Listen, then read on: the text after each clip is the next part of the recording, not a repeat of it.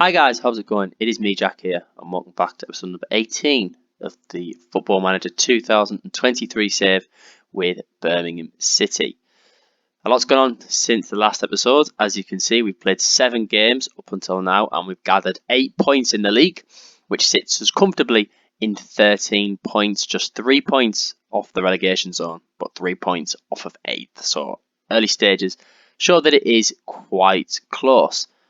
Eagle-eyed viewers might be able to see as well that the finances has changed a little bit in the club. We're just over our wage budget and we've got nothing in the transfer budget.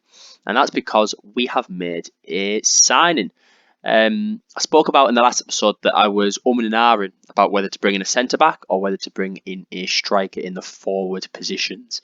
But we decided to go with a centre-back and we brought in Bosco Satalo from Liverpool. He's a defender that starts the game in Dynamo Moscow, but when I was looking around for centre-backs around the sort of £6 million value, he looked like the best player. And if you're Liverpool, you know this is good business because we've just literally bought him for 900 grand more than they paid for him. And he played no games for Liverpool at all. He's played 5 for us. Hasn't had the best of starts, but I really like his pros. I really like the fact he's got a good bit of potential about him. Decent physically, he's nice and tall, great mentals, good technical, and he's only 24, so he's still young. But he just provides us now with a good little link up with him and Enel, and I think these two will, over time, develop and be really strong at the back. We've had a great start for Ryerson. Bursik's done okay. Luke has done brilliantly. Johannessen's probably been the star man at the minute as well, but you'll see all about that in a minute. He's developing really, really well, as you can see by his attributes. But that was the only sign that we did on transfer deadline day. We've gotten rid of, before transfer deadline day I should say, got rid of Mark Roberts on loan. Maxime Collin is a big player that went out on loan, 2 stars. His contract runs out at the end of the season, so he'll be going by the end of that. Similar thinking with Roberts as well. But yeah, they're the only dealings that we've done, and what we'll do is we'll take a look at the fixtures. In the last episode, you saw us get a 1-1 draw, which felt like a victory against Man City. And then after that, we were hammered 4-1 by Chelsea. It was a tricky game. We didn't have the greatest of starts, conceding 2 inside 20 minutes.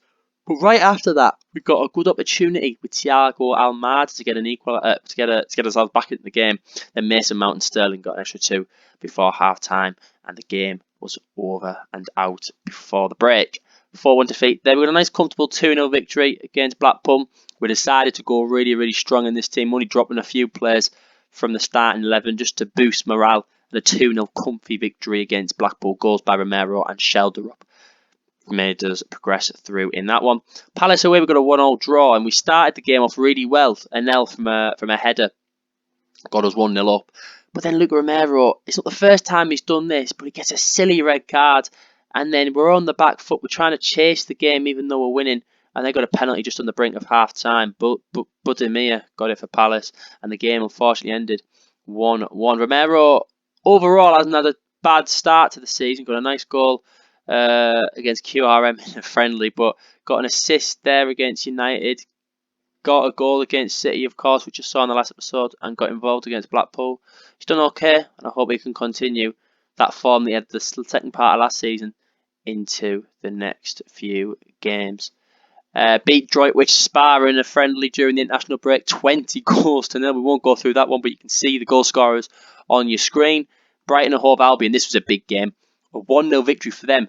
Brighton were really high up in the league table as well, and it was vital that I thought we could get something from this because you need to win your home games, and we did that. Just 1 goal. It was a great goal by Ryerson, cutting inside from the right. He had a great shot, great goal, and that was a 1-0 victory for us. And on paper, Brighton probably were the better side, but at the end of the day, we got the 3 points, a goal from the right back, and we were very happy with that. Newcastle United away came calling after that. It was a game it was a close game. Tadibo got the game's first goal in the 9th minute, and we got one just before half time with Johannesson. And then I thought, we get into half time 1-0, we can make an impact in the second half. But unfortunately, a late goal again in the first half. Danny Olmo getting it for Newcastle. Luke Annette's got injured, and Trippier made it 3-1. We got a late consolation with Shelder up, but unfortunately, that was all the game brought. But Newcastle with this victory went top of the league. And if you look at that side, it is a really, really tasty squad. A great front four, decent players at the back, put between the sticks. And Newcastle, I think, at the minute, ninth in the league. They're not doing too badly at this moment in time. Coventry away in the Carabao Cup, a third round, and it was a 2-1 victory for us. 2 quick goals before half-time in the 39th and 43rd minute by Almada and Chong. Callum O'Hare got a goal in the 73rd minute, which put us on the back foot a little bit, but they didn't have many chances in this game, and we progressed to the 4th round, where we are actually playing Aston Villa away from home in a Second City derby. We did play, we've already played Villa, as you can see, and we got a victory against them, but we'll come to that in a minute. But Villa away in the Carabao Cup 4th round. Not many strong sides left in this, really. You've got City, you've got United, Chelsea, no Liverpool in this tournament anymore. We're the last side out of the hat, and it's given us Villa away. We've played Villa away, as I said, but we'll just focus on United at home. A game where, after half-time, I thought we had a good opportunity to get something from it. Marcus Rashford gave Man United the lead, and we got an equaliser. Shelder up again, scoring up front. But then Abel Ruiz unfortunately got a goal on off the bench, and they won the game 2-1. But really, really good performance from us. We had the better XG. We had more shots than the opposition, but they were able to beat us 1-0. As you can see, goals from Ruiz, Fernandez. This side, it isn't actually a strong side when I look at it, to be honest. They've got Mark Gay in midfield, in the defence, who's good, but I don't think he's, top 4 quality. And with that victory, United went top of the league. Which is, by my standards, surprising to say the least. And then big victory here against Villa at Villa Park, 2-1. We've got a good record against Villa. Ryerson again from right back scoring, that got us a lead at half time of the year. Hannison quick off the blocks in the second half, made it 2-0. They got a goal back in the 89th minute with an assist from Ollie Watkins and the goal by Coutinho. But again, looking at the stats, we dominated again. Some great play in the midfield. This midfield is a really, really nice partnership. Great goals and linking up on the wide flanks. Strikers, unfortunately, didn't do much. Shelder up again. 2 goals. It's not the best. I want more from him. I want more than 9 this year, definitely. But overall, 2-1 victory. I'm very happy with that. And then since that game, we had a friendly against QRM where we won by 3-1. But in today's episode, we're going to be playing Forest at home. And Forest, last season, under Marcelo Bielsa, got themselves 4th in the Championship. They were the 3rd side that were promoted through the playoffs. And they've got some strong players. They're having an okay season at the minute. And if they beat us, we could easily find ourselves slipping back down in this table, which we expect because, we survived last year. We're still 1,000 to 1 on the bookie season preview to go back down. So it's probably expected, but I'm trying to look a little bit further and looking around where we are now in the table. If we finish 13th this year, I'd be really happy. But Forest is not an opportunity to be sniffed at, and hopefully we can get back-to-back victories in the Premier League. So this is going to be the side that we are going to play. It's going to be very similar to what we already have been using. We've got a week's break before that Tottenham game. So this is the team we'll play. Bersic in between the sticks. A back 4 of Ryerson, Anel, Satalo and Nets. Sunjic in the holding role with Onyeka and Johannesson in midfield. Luca Romero, Thiago Almada and Shelder up, who's a little bit tired as well as Anel actually. Tell you what then. Let's go Howard Bellis, and I'm going to use Satalo as a ball-playing defender because he's got decent passing, decent vision. But I'm going to keep with Shelder, I think, because we need to keep him ticking up front. We might have to bring him off early. We'll have to just wait and see. Massive Byram, Longello, Anel, Cabal, Bakuna, Bellingham, Chong, and Moses Simon will be the faces on the bench for this game. Hopefully we can get another 3 points on the board. We need it, as I say, against a recently promoted side. So we should be going into this game the favourites. I'll say let's make this home advantage count and get the players ready for this game.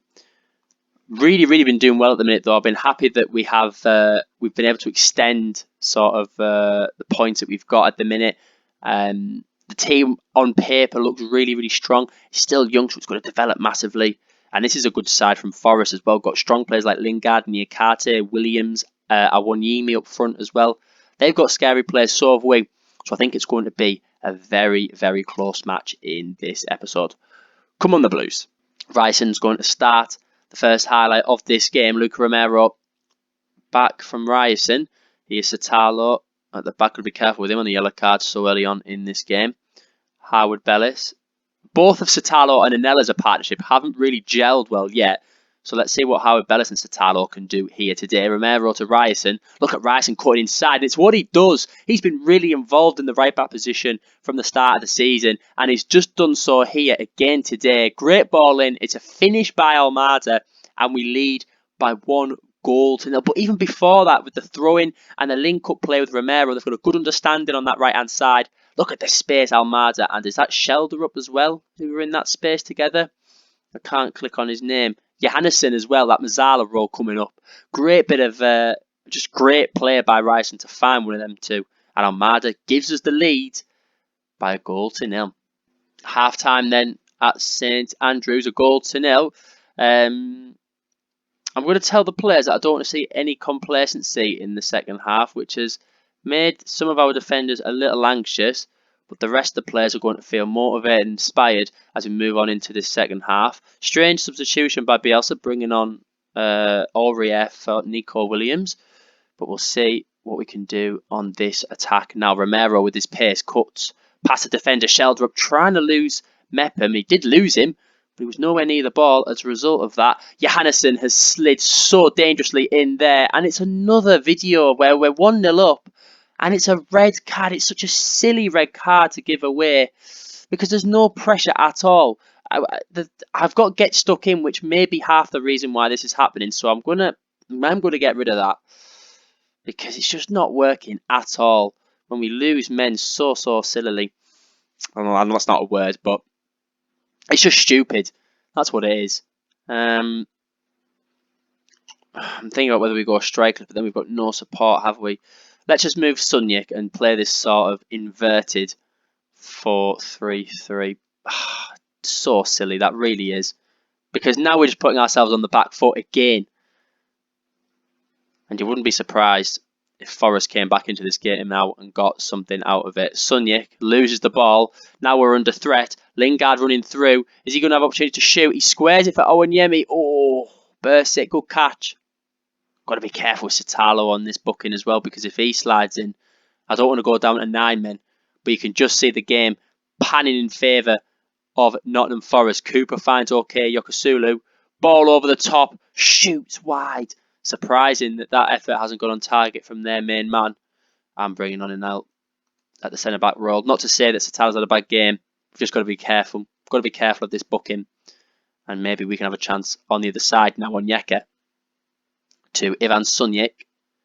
Going to restart play from the back. Howard Bellis. Over to Bursic. Finds Anel.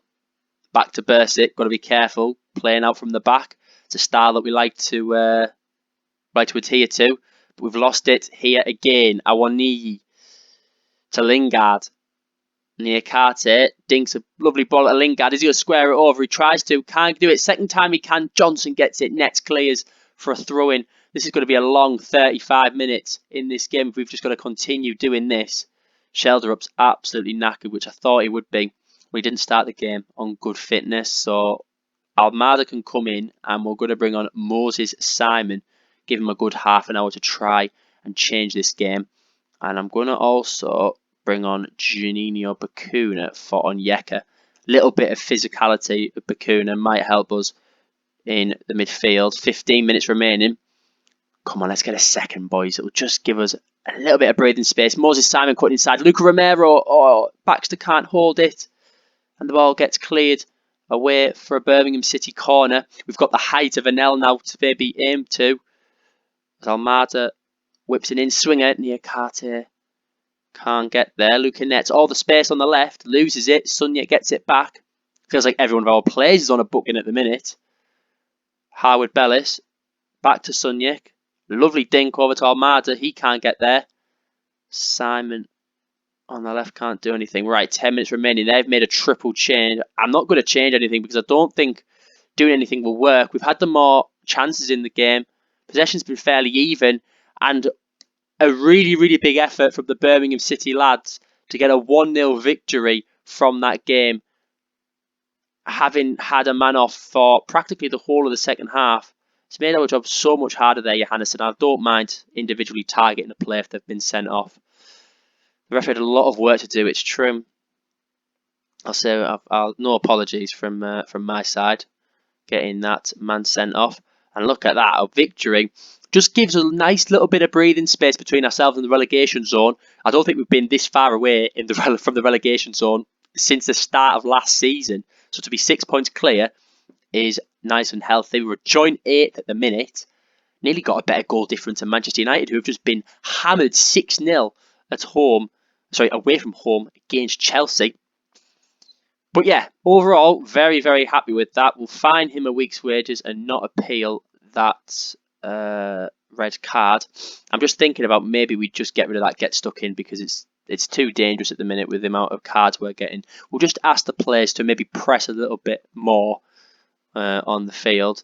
And I think for the next game, we'll use Bellingham as a Mazzala, or maybe even try and use Chong back there again, because Chong at the start of this save was going to be this Mazzala that was going to play there, but doesn't get much game time really. He's a lot on off the bench. Last season he got a lot because he was our starting wide man, but the strength we've got now in this front three, which we were yet to see really in that episode. Good goal by Almada.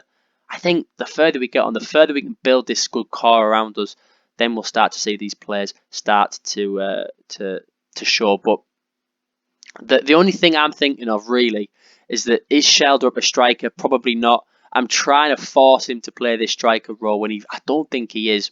And I'm thinking next season, if we're still in the Premier League, the main aim has got to be a starting striker. We looked at it earlier on this season, but we had to build around this midfield three.